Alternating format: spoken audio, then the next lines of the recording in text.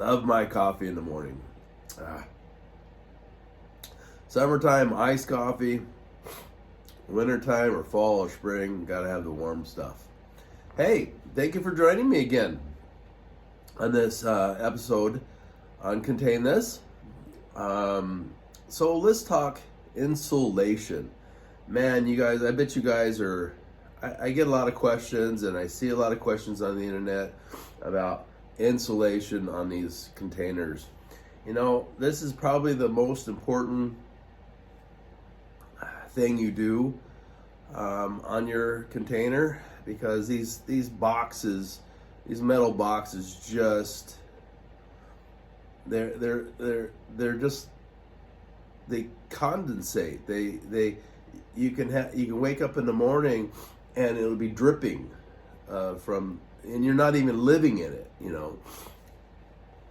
So you really need to create this air barrier, this barrier between you, because as humans, we cook, we take showers, we breathe out moisture, we sweat.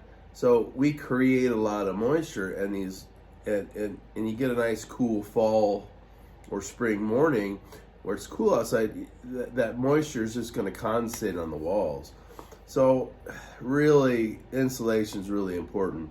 So what choices do we have when it comes to insulation? Well, of course, we can go to the old fiberglass, right? And then we have wall boards. We can glue up wall boards on the thing. And then here we go again. You know, do we go with closed cell or open cell? You know, so I had the most terrible trouble trying to get an insulation guy out here. I don't know what it is. The first guy I called, you know, he said, "Oh, I'll be there in a couple weeks," and I'm a couple weeks. I'm camping out here, out in the wilderness, and I don't want to, you know. As you can see, I moved in with the couch. I'll put the walls up later, but anyway, so finally he puts me off like 2 to 3 times. The first guy I call. So I can't get chemical because of the hurricane Ida, and they shut down the plant. It's a million excuses why he couldn't come out here. So I fired him. He said, I'll come out next Monday. He didn't come out, and then he says, well, I'll do it 2 weeks from now. I said, no, I'm done with you. Goodbye. And it took him 6 weeks to not get here. To not get here. Can you believe it? So then I called another guy, you know, recommended guy. He didn't call me back. Never called me back. This is an easy project. It's only a 40-foot container. How hard can it be to do, right? So I called another guy. I said, I gave him the measurements. I said, how much does it going to cost me to do a 40-foot container? Look, you got 9-foot ceilings. You got 8-foot wide. You got, you know, one end, and you got, you know, 40 foot here on the walls, and you got 40 foot here on the roof. The measurements are easy. And I'll get back to you. It was like 3 days later, he finally got back to me, and he says to me, "Oh, I'm sorry it took so long to get back to you. I wrote your phone number down on a napkin." And come on, really? You charged $3,000 to do a small little container, and you lost my phone number on a napkin. What is it with people these days? Is it just where I live? I don't know. So then I called another guy, and the son and mother thing going on. And I know this is the center of Texas. This is the middle of Texas, you know. I thought we're in the 21st century. I didn't think we did inbred anymore. No, just kidding. Anyway, I just thought I'd make it funny. Anyway, so she's all, my son's in your neighborhood. Why don't you? Here's where he is. So I jump in put the keys. Well, I don't have keys anymore. I pushed a button into my truck, and off I skedaddle down the road. And so I met up with this guy, Tommy. His name is Tommy from D&D Insulation. That guy was pretty cool. It took him like 10 minutes to get into his car and follow me out to my place, and then he gave me an estimate. You don't even want to know. The price of insulation, foam insulation, is crazy. I don't even want to tell you what it was. It's just ridiculous. So anyway, you're going to think I'm a fool to pay what I did. So the first guy I called, he says, you should go closed cell on the roof and open cell on the walls. I was kind of had my heart set on closed cell the whole thing. He says, well, closed cell the whole thing is just way too much money. I can save you $1,000. I didn't even want to pay $1,000. And then he's going to tell me, you're going to save $1,000. He says, you're going to save $1,000 if we go closed cell on the roof and then open cell on the sides. I said, all right, well, let me think about it. So, but I fired him, right? So the third guy that came over for an estimate that was downtown, they don't do a lot. He says he doesn't do a lot of closed cell because it's too expensive. He says most of his stuff is all open cell. And we started talking about the difference between open cell and closed cell. And basically, open cell is kind of a sponge. It kind of absorbs moisture. So if you got a window that's leaking or something that's not right, that's going to absorb like a sponge, the moisture. Where closed cell is not waterproof, but it's water resistant. Okay, so closed cell is a better foam for round windows and this pop out that I built just in case one of the welds breaks or something, or welds leak or something.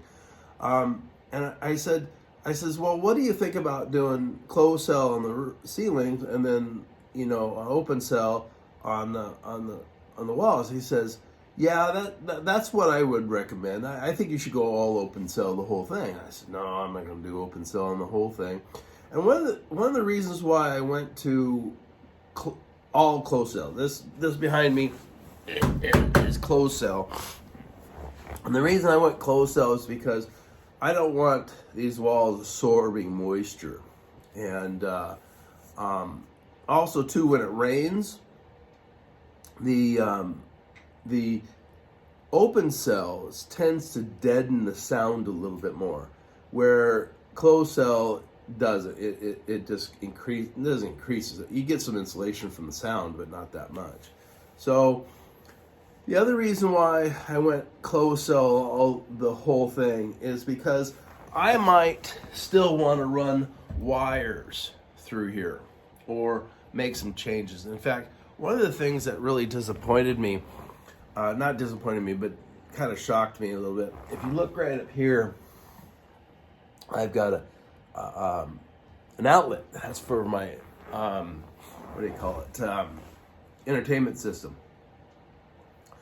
I was real proud of myself. I found these outlet boxes that have a screw on the side, and you can adjust the box, the electrical box, depending on how thick your wall is. Because I don't know what I'm going to put on the walls yet. I don't know if I'm going. I probably won't go drywall, but I'll probably go some lap shipping or tile or some kind of something on it. I haven't decided yet. And so I don't know what the depth of that wall is going to be. So I like these boxes, but the DIY genius that I am, that's a joke. I'm not. Anyway, I'm sure you guys already know that. But once you put the closed cell back behind there, it's all glued in. So you're gonna have to take a razor blade and cut it and clean it. Do you get the? It's a mess. So why am I making this update? Well, because I want to help y'all make a decision on what is right for you. Now, I think I priced out the wallboard, where you take the wallboards and you glue them up there. They're almost, I think they were like $20 a panel, a 4x8 piece of panel. And I think it was going to cost, thousands of dollars to do this thing in wallboard. And then the problem, here's what the thing, if you want to take anything from this update as far as what the difference between all these different installations and what you should do, is the installation guy gave me a piece of information and a piece of insight that I think is invaluable.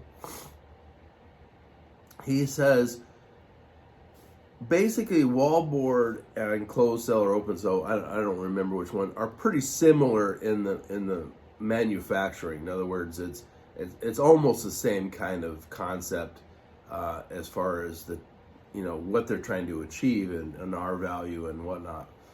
And the difference is, now remember this is the key point right here. When you have closed cell or open cell, doesn't matter, closed cell or open cell, when you spray it on the wall, it attaches to the wall, okay, and it glues itself to this stuff's real sticky when it's wet, and that right there is a huge efficiency, I guess is the word you would call it.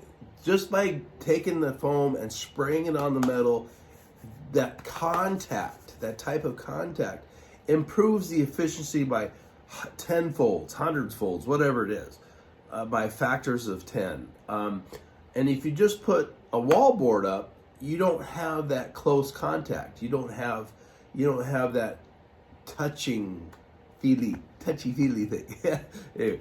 Anyway, and so you don't have the efficiency. And I think that's the number one thing I walked away from in this whole project is using a spray foam. You create that bond between the metal, and that is a huge thing. I don't know very many people that have ever used fiberglass insulation. I don't see any reason why you can't, but air passes, from what I understand, people talk to me, air passes through fiberglass. And so you do create an air pocket, but for some reason, when it comes to a steel box, you don't want that. And then what's the other insulation? There's some other foams out there that are decent, but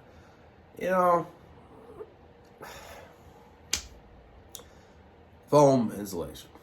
That's the way to go. Open cell or closed cell, and so closed cell is a lot more expensive. Closed cell is not going. I like closed cell better because the open cell is, like I said before, absorbs the moisture, and that's not what we want. But anyway, I hope this update was informative. I know I kind of rambled a little bit, but one other thing that I noticed when I put the foam in, once you put the foam in, man, be careful because the foam goes everywhere.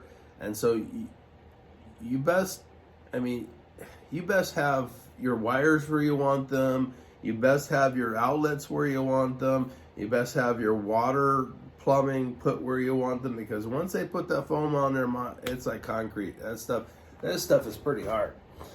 Oh, and I don't know if you're wondering, why do I have a couch and I haven't even finished this? Well, I've been camping. This is a big upgrade for me. Even though I'm living kind of, in an open barn here almost. This is a big upgrade for me, that's for sure. Anyway, so stay tuned there's going to be 3 videos coming up pretty soon. We're installing right now up here. I'll turn it to you right now. We're installing yes, you guessed it, air condition. We're putting a mini split in. So I'm doing some video on that, so pay attention. Subscribe. As you say, subscribe. Please subscribe and hit the like button, the ravishing like button. I'm self-funded, so I don't need the money from YouTube. So, but just do it if you want to. I don't care. Anyway, so we're going to be putting these mini splits in. This one's not in yet. We just mounted it, so we got videos coming on that. I created a really cool vanity that is made out of a wine barrel. So we'll be posting that video pretty soon. And then the next big project is the shower. Yes, it's a little stinky. I haven't taken a shower in weeks. No, just kidding. So the bathroom is the next project, and then, you know, we got flooring to do, we got walls to do, but we can't really put the walls in yet because we're going to do a lot of tiling, and I need to build a foundation so we can pick this module or this project or this box up over there, and I don't want to put tile in here yet because I don't want to flex this thing and pop off the tiles and stuff. So that's kind of the idea. So we're basically almost finished up here, got a few things more to do, and then we're going to pick this thing up and move it over there, and that covers, that'll be another video. So anyway, stay tuned, subscribe so you can see the next video coming up. We've been posting videos on Fridays. It usually seems like when it happens. So I think in the next couple months we're gonna slow down on videos a little bit. So we'll see how it goes. Anyway, again, thanks for checking in on our journey, and I hope you enjoy what we're doing, and I hope we inspire you if you're looking to do one, and if you're just seeing the stupid things that I do and stupid things I say, there you go. So anyway, ciao.